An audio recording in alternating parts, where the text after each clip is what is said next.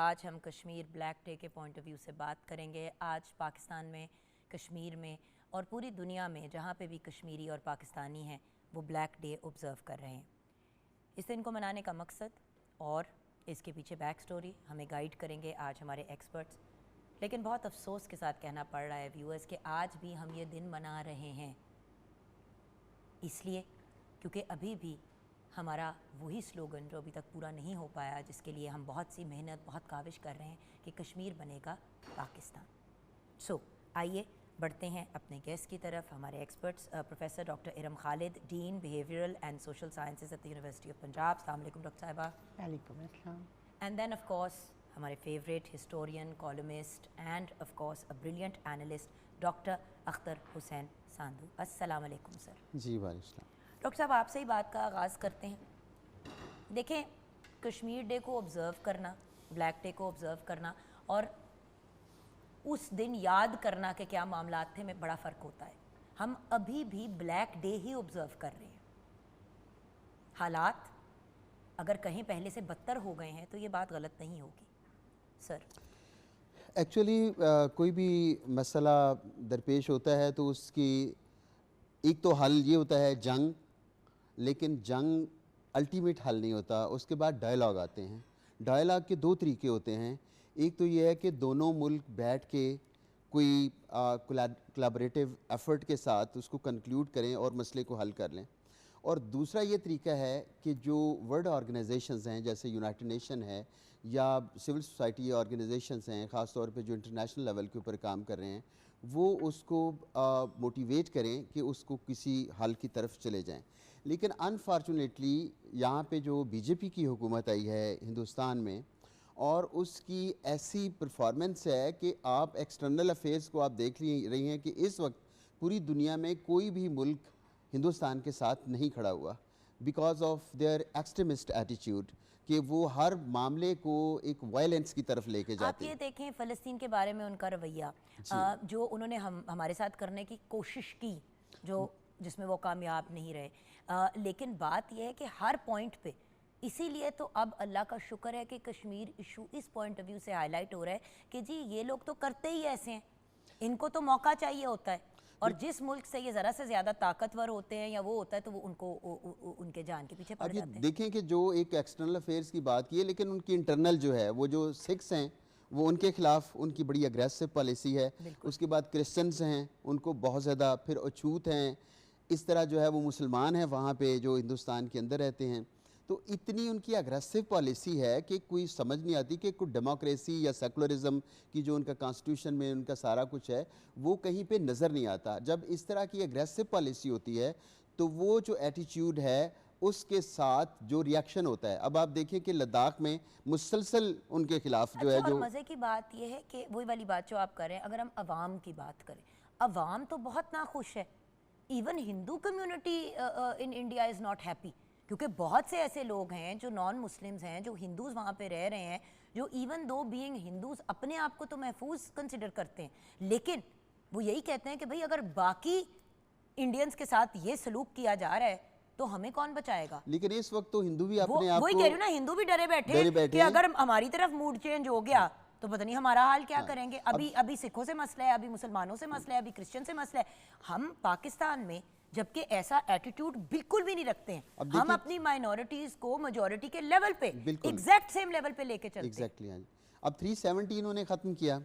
370 ख़त्म करने से लद्दाख का जो स्टेटस है, जो कश्मीर का स्टेटस है, उसको चेंज किया। अब सोनम जो उनका जो एक जो लीडर है वो अभी तक जेल में है, और वो लोग बार बार हिंदूज़ जो हैं वो प्रोटेस्ट कर रहे हैं, मुसलसल प्रोटेस्ट कर रहे हैं, आज के दिन भी प्रोटेस्ट कर रहे हैं कि आपने ये कश्मीर का स्टेटस चेंज करके 35A जो है उसको ख़त्म करके क्या हासिल किया है, कि हम तो अभी भी एक बारबरिज्म का शिकार हैं, हम इनसिक्योरिटी का शिकार हैं। लेकिन सर ये तो हम अभी की बात कर रहे हैं। मैडम आपकी तरफ आती हूँ, 27 अक्टूबर 1947 को कश्मीर की तारीख का सबसे स्याह दिन था, 1947 में, क्योंकि इस दिन इंडिया ने अपनी फ़ौज को श्रीनगर भेज के जम्मू एंड कश्मीर पे कब्जा किया था। उस वक्त कश्मीर एक आज़ाद रियासत थी जिसका हुक्मरान महाराजा हरी सिंह था।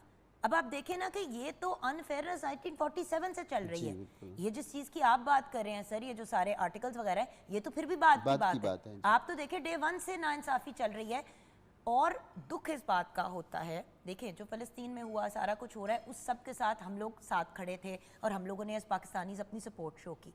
लेकिन हमारे ही मुसलमान भाइयों के साथ ज़्यादती कश्मीर में बड़े अरसे से हो रही है, तो ये क्यों नहीं ऑब्जर्वेशन में आ रहा? अच्छा, इसमें अगर हम पहले 27 ख़ास इस दिन के हवाले से, अगर क्योंकि आजकल जो यूथ है उसको बार बार ये बताना, मेरा ख्याल आपके इस प्रोग्राम का भी बुनियादी तौर पर मकसद ज़ाहिर यही मैडम, है क्योंकि वो बच्चे कि तो उस वक्त पैदा भी नहीं हुए थे जब ये स्यापे शुरू हुए थे। कि बच्चों को ये दिन की हकीकत जो है वो बताई जाए। 27 अक्टूबर 1947 को जब भारतीय अफवाज लैंड की हैं कश्मीर पे, और भारत ने ये कहा कि ये हम असल में कश्मीरी राजा की दावत पर आए हैं, और ये हिस्टोरिकल फैक्ट्स खुद बहुत से मगरबी मुफक्रीन ने उस इंस्ट्रूमेंट ऑफ एक्सेशन की तारीख बता दी कि 26 तारीख को, 26 अक्टूबर को जब ये कहा गया कि उस पर बाकायदा साइन है, तो ऐसा नहीं है। ये हकीकत में ये तारीख है। लैम्ब ने अपनी बुक के अंदर जो है वो नेक्स्चर में वो इंस्ट्रूमेंट दे दिया कि 26 अक्टूबर तक ना वो साइन था, ना बाकायदा दावत दी गई थी। तो इस वजह से भारत की उस ज़्यादती की याद दहानी के तौर पर हम ख़ास तौर पर इस दिन को मनाते हैं। और ये महज कश्मीरी मुसलमानों का मसला नहीं है, ये तो इंसानियत का मसला आप है। देखें ना, और आज का दिन हम बात तो 27 अक्टूबर से शुरू करते हैं 1947, लेकिन उस दौरान फिर जो मसालिम, जो जो जुल्म, जो ज़्यादतियाँ बिल्कुल हमारे कश्मीरी भाई बहनों ने फेस की, और बाय द वे सिर्फ मुसलमान कश्मीरियों ने नहीं फेस की, ये भी एक अंडरस्टैंड करने वाली बात है कि कश्मीर में जो नॉन मुस्लिम्स भी थे, जब वहाँ पे किसी चीज़ की डॉक्टर साहब एक्सेस नहीं है, किसी चीज़ की नहीं है, बच्चे स्कूल नहीं जा पा रहे, तो सिर्फ मुसलमान बच्चे नहीं, हर मज़हब के जो कश्मीर में बच्चे बैठे हुए वो सारे सफ़र कर रहे हैं। जितने जो स्टेक होल्डर्स हैं वो सारे, उनके ऊपर इम्पैक्ट होता है। वहाँ पे जो सिख गुरुद्वाराज हैं उनके ऊपर हमले किए गए हैं, उनकी जो है वो लाशें उनके घरों में गई। उसके बाद जितने भी दूसरे हिंदूज़ हैं, ज़ाहिर है एक जगह गोली जब चलती है तो वो किसी को ये नहीं देखती कि इसका मज़हब क्या है, या ये मुसलमान है या हिंदू है। तो उस लिहाज से जो अफरा तफरी जब का पैलेट गन्स इन्होंने फायर की, उसमें सिर्फ मुस्लिम बच्चे नहीं जी, बिल्कुल, हाँ। उसमें और ज़ाहिर है अटैक ये- हुए, अंधे हो गए बच्चे, इतने यंग लोगों के साथ इतनी ज्यादा हुई, बुजुर्गों के साथ। अगेन जैसे आपने कहा गोली, डॉक्टर साहब ये देख के तो नहीं लगती ना कि ये वाला बुजुर्ग जो है ये मुसलमान है कि क्रिश्चियन है कि हिंदू है कि सिख है।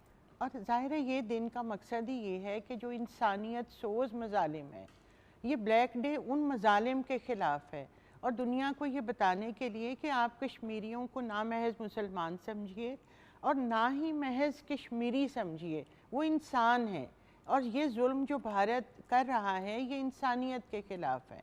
और आज का दिन मनाना जो है वो सिर्फ हम पाकिस्तानी नहीं मना रहे, दुनिया में जहाँ कहीं भी इंसानी हकूक़ को समझने वाले लोग मौजूद हैं, इंसानियत को समझने वाले लोग मौजूद हैं, उन सब के लिए ये लम्हा फ़िक्रिया है कि इन इंसानों को हमने भारत के जुल्म से बचाना है। और इसके साथ साथ व्यूअर्स एक बहुत बड़ी इंडिकेशन यहाँ पे है कि देखें, जब आप आवाज़ उठाते हैं तो इवेंचुअली आपकी आवाज़ सुनी जाती है। हम अभी ब्रेक की तरफ जाएंगे, वापस आएंगे तो हमारे एक्सपर्ट्स हमें गाइड करेंगे कि एज़ अवाम, एक नॉर्मल कॉमन मैन होने के नाते हम क्या हिस्सा डाल सकते हैं। व्यूअर्स अगेन फ़लस्तीन का इसलिए एग्जांपल दूंगी, आवाज़ कॉमन मैन ने ही उठाई, और इतनी उठाई कि आप देखें, मैं जब अभी कुछ महीने पहले लंदन में थी तो लंदन में भी वहाँ पे प्रोटेस्ट चल रहे थे, मैं भी कनाडा और अमेरिका में थी, वहाँ पे भी प्रोटेस्ट चल रहे थे फ़लस्तीन से रिलेटेड। तो हमें भी इस चीज़ का फोकस वापस लेके आना है on Kashmir and black days पे सिर्फ नहीं, हर रोज़ इस बात को ऑब्जर्वेशन के अंदर लेके आना है। जितना सच्ची बात है व्यूअर शोर मचाएंगे उतना ही ज़्यादा चीज़ नज़रों में आएगी और कोई फ़र्क पड़ेगा। खैर हमारे एक्सपर्ट्स हमें गाइड करेंगे ब्रेक के बाद।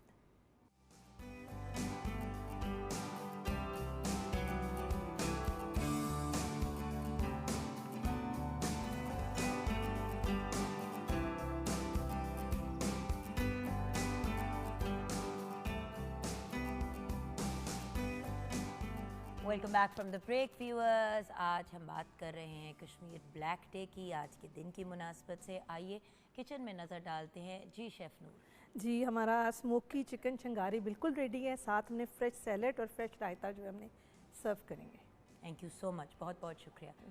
अब जैसे अभी हम ये डिशेस देख रहे हैं, डॉक्टर साहब आपकी तरफ आऊँगी, आप इमेजिन कर सकते हैं इस किस्म का कोई प्रोग्राम कश्मीर में होस्ट हो रहा हो जहाँ पे ही हा की बातें हो रही हैं, खाने बन रहे हैं, ऐसी चीज़ें हो रही हैं, जो हमने इसमें चीज़ें डाली हैं उन चीज़ों तक की एक्सेस नहीं है हमारे कश्मीरी भाई बहनों को। ये आप देखें कि आप इमेजिन कर सकते हैं इतना बड़ा डोंगा मुर्गी का कहीं कुक हो रहा हो किसी के हाँ घर के अंदर कश्मीर में। हालात इतने ख़राब हैं क्योंकि वहाँ पे स्कूल्स कॉलेजेस यूनिवर्सिटीज़ में बच्चों का आना जाना ही नहीं है। जनरेशन्स हैं, ऐसे बच्चे हैं जिन्होंने स्कूल की शक्ल अभी तक नहीं देखी, वो 20-20 साल 21-21 साल के हो गए, 30-30 साल के यंग लोग हो गए। ये भी तो प्रॉब्लम है ना। बिल्कुल ऐसी है कि जो सोसाइटी है वो मुख्तलिफ कंपोनेंट से बनती है और वहाँ पे खुशी और गम जो है ये सारा साथ साथ चलता रहता है। हमारे घरों में भी कोई मर्ग होती है तो खाना शाना तो चलता ही रहता है, लेकिन उसके पीछे अगर एक खौफ हो, एक टेरर हो, तो वो आपकी खुशी भी खुशी नहीं रहती। तो यकीनन जो है वो उस सोसाइटी में एक दूसरी लोग जिंदगी मौजूद बच्चों है, की लेकिन सालगिरह नहीं मनाते नहीं वहाँ मनाते, पे। मैंने बिल्कुल, अपनी हाँ एक मेरी हमारी जानने वाली है कॉलीग, उनकी फैमिली सारी मतलब ऑक्यूपाइड कश्मीर में।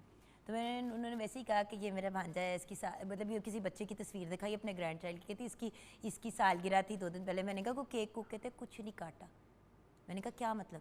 कहते हैं हम हल्का सा भी घरों के अंदर शोर नहीं वहाँ पे करते बिकॉज नजरों में आ वहाँ पे जाते। इकट्ठे नहीं हो सकते वो, अगर वो गैदरिंग करेंगे तो उसको छोटे बच्चे की हाँ जी। बर्थडे नहीं सेलिब्रेट हुई पहली, हम लोगों के पहले बच्चे की पहली सालगिरह होती है बच्चे की, हम कितने, मैं वैसे ये मुझे पता है ये धूमधाम छोटी से। छोटी सी बातें हैं, आप लोग बिल्कुल, हाँ। सोच रहे होंगे कि ये क्या बात हुई। नहीं, ये छोटी बात है नहीं, But- आप बड़ी इंपॉर्टेंट बात कर रही हैं। आप जिंदगी ही नहीं जी हाँ। सकते डॉक्टर साहब। हाँ, वो वहाँ पे ज़िंदगी नहीं है एग्जिस्ट कर रही ना।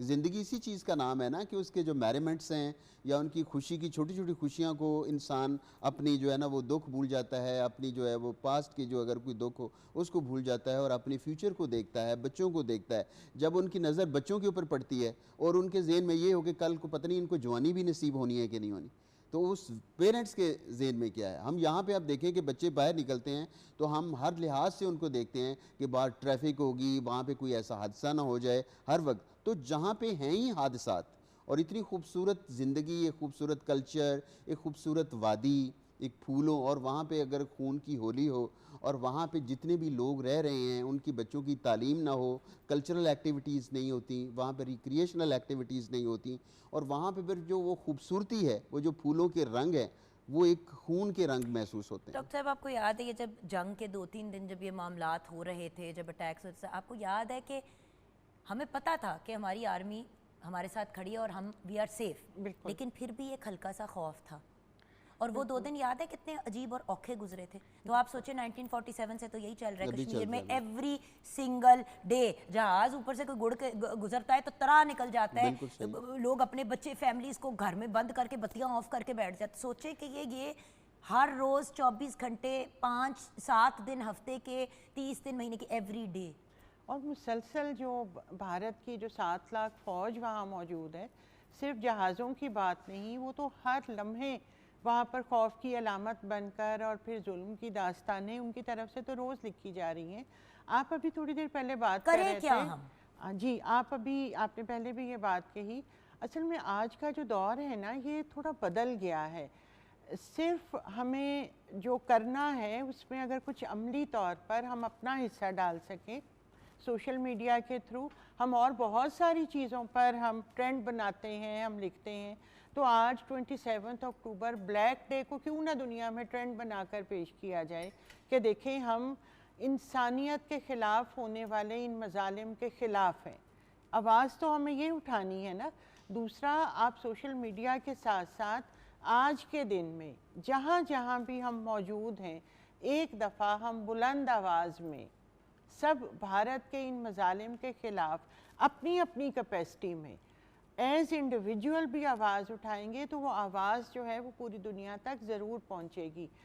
देखें, आप हमेशा हर इम्पोर्टेंट डे पर प्रोग्राम करती हैं, ये आपकी सबसे नुमायाँ खूबी है। Thank you, अब आपकी ये काविश जो है, अगर हम सब में ये एहसास पैदा कर नहीं, दें। लेकिन मैडम ये आप में डिज़ायर पैदा करती है ना। आप डॉक्टर साहब खुद भी एक मीडिया के बंदे हैं, आप मुझे बताएं कि हम सारे मीडिया वाले, सिर्फ जुगन और डॉक्टर साहब नहीं, मीडिया में जो स्क्रीन पे आने, वो आप समझ रहे हैं डॉक्टर साहब, जी, मतलब जी, हम जी, जैसे जी। लोग फिर क्यों नहीं इसको अपनी मिशन बनाते और हमें देख के और लोग क्यों नहीं पिकअप करते? देखिए सारे जो है वो हमारे तालीमी इदारे और जितने भी गवर्नमेंट के इंस्टीट्यूशंस हैं या प्राइवेट इंस्टीट्यूशंस हैं वो तो कर रहे हैं और मीडिया भी जो है वो कश्मीर पे कोई भी वक्त सर, आता है। लेकिन प्राइवेट सेक्टर एक पूरी दुनिया है। इन्फ्लुएंसर जो है वो ये कमीज बेच रहा है, बिल्कुल, हाँ जी, बिल्कुल। जो उसको किसी डिजाइनर ने मुफ्त की भेज दी, उस कमीज को आप बेचते चले जा रहे हैं। लेकिन वो बेचारे जिनके सरों पे छत नहीं है, और अगर छत है तो वो छत के अंदर इस तरह बंद होकर बैठे हुए, जिस तरह कोई काल कोठरी में किसी जेल में बंद होता है, तो हमें एहसास नहीं होता कि जब हम 100 इन्फ्लुएंसर वीडियो बना रहे हैं उसके अंदर एक अपने कश्मीरी भाई बहनों के लिए आवाज उठा ले सर। बिल्कुल सही। और इवन एक दो और चीज़ों की तरफ इशारा, मीडिया में हमारा जो इंग्लिश चैनल्स हैं वो बहुत कम हैं और उनकी जो इनपुट है उसकी बड़ी ज़रूरत है, क्योंकि अगर if you want to internationalize this issue तो आपको वो इंग्लिश मीडियम की तरफ जाना होगा, कि जो इंग्लिश चैनल हैं उनकी तरफ आप देखें कि वहाँ पे किसी किस्म की भी बात होती है तो एक खबर चैनल में जाती है और वो पूरी दुनिया में फैल जाती है।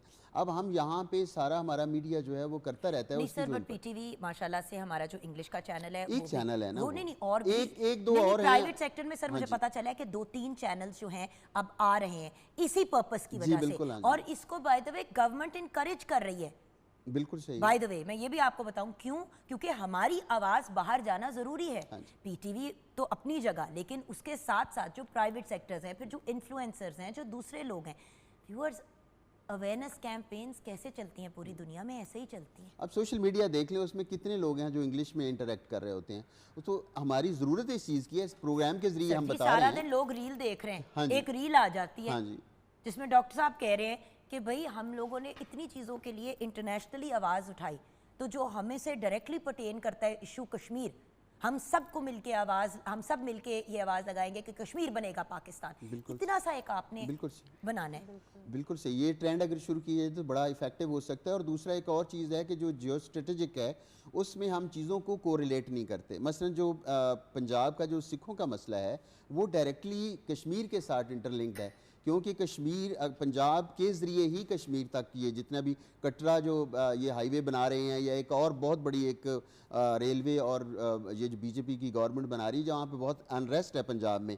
कि वो हमारी ज़मीनों के ऊपर एक्चुअली इन प्रोजेक्ट्स के नाम पे कब्ज़ा कर रहे हैं, हम उस चीज़ को उसके साथ लिंक नहीं करते कि उन चीज़ों को लिंक करें तो आपको पता चलता है कि इसका हल भी क्या है। कि अगर आपने हल पे जाना है तो वहाँ पे जितनी भी एक अनरेस्ट है उसको हम एक डिप्लोमेटिकली किस तरह उसको मटेरियलाइज कर सकते हैं। क्योंकि इंप्रेशन ये दी जा रही है कि हम तो वहाँ के हालात ठीक करने के लिए सब कुछ करें, ऐसा कुछ नहीं हो रहा। वो इसलिए बना रहे हैं ये अपनी रेलवे और ये सारी चीज़ें इसलिए कर रहे हैं ताकि ज़्यादा इंडिया से कश्मीर को एक्सेस मिले और ज़्यादा लोग वहाँ से माइग्रेट करके कश्मीर में शिफ्ट होएं और ज़्यादा वहाँ पे हिंदू कम्युनिटी हो, ताकि जब कभी अगर ज़िंदगी में कभी इन्होंने फेयर इलेक्शंस करने दिए तो उनके अंदर वैसे ही ज़्यादा हिंदू कम्युनिटी होगी। उठा के लोगों को मैडम शिफ्ट कर रहे हैं वहाँ पे और बड़ी उनको कॉम्पनसेशन दे रहे हैं, पैसे दे रहे हैं शिफ्ट होने। बिल्कुल सही। और हमने तो पर्पस ही ये था उनका कि वो बाकी हिंदुओं को लाकर वहाँ पर सेटल कर सकें, और जब भी इलेक्शन तो वो कभी वहाँ फेयर नहीं करवा सकते, क्योंकि ये हौसला भारतीय हुकूमत में नहीं है। क्योंकि अगर उनमें ये हौसला होता, ये हकीकत उन्हें भी पता है। लेकिन मैडम डर है कि किसी दिन ये मसला छिड़ेगा कि फेयर इलेक्शन होगा और दूसरे लोग इन्वॉल्व हो जाएंगे उसे करने के लिए। उस वक्त के लिए उन्होंने अपनी सेफ्टी बनाई हुई है कि आप पहले से वहाँ पे हिंदू कम्युनिटी सेटल करनी शुरू कर दे, पंडित वहाँ पे सेटल करें कि वो वहाँ पे मंदिर बनाएं और पूरी कम्युनिटीज़ को इस तरफ लेके आएं। एंड में सर आप क्या कहना चाहेंगे हमारे व्यूअर्स? इसमें यही है कि जो एक हमारी एकेडमिया का ख़ास तौर पर रोल है वो बहुत ज़्यादा है कि जो हमारी जो एकेडमिया है वो एक रिसर्च कर रही हैं, वो एक नई चीज़ों दें कि इसका हल कैसे है, पंजाब को कश्मीर को कैसे लिंक कर सकते हैं, जो बीजेपी का एक जो एग्रेसिव स्टांस है उसको कैसे काउंटर किया जा सकता है, और ख़ास तौर पे इंटरनेशनल कम्युनिटी को इसमें कैसे शामिल किया जा सकता है। थैंक यू सो मच, बहुत शुक्रिया हमें ज्वाइन करने का। मैडम आप कुछ लास्ट एक लाइन कहना चाहेंगे? जी, मैं ये कहना चाहती हूँ कि क्यों ना इस दफ़ा ऑल पार्टीज़ कॉन्फ्रेंस की बजाय कश्मीर पे ऑल प्रोफेसर्स कॉन्फ्रेंस करवा ली जाए, ताकि कोई नया हल, कोई नया सोल्यूशन जो है वो इस सूरत हाल के बारे में सामने आए और व्यूअर्स यूथ को इंगेज किया जाए। देखिए यूथ को, तालिब इल्मों को, मैंने जैसे कि फ़लस्तीन की इनिशियली बात की, अभी हम यही बात कर रहे थे ब्रेक में कि सबसे ज़्यादा अनरेस्ट बच्चों ने अपने कॉलेजेस, यूनिवर्सिटीज़ जब इंटरनेशनल आईवी लीग्स के कॉलेजेस में सारे स्टूडेंट्स जो है वो कह रहे हैं हम स्कूल ही नहीं आएंगे जब तक आप इस मसले को के ऊपर नज़र डालें, तो उससे एक बड़ी मेजर आवाज़ उठी।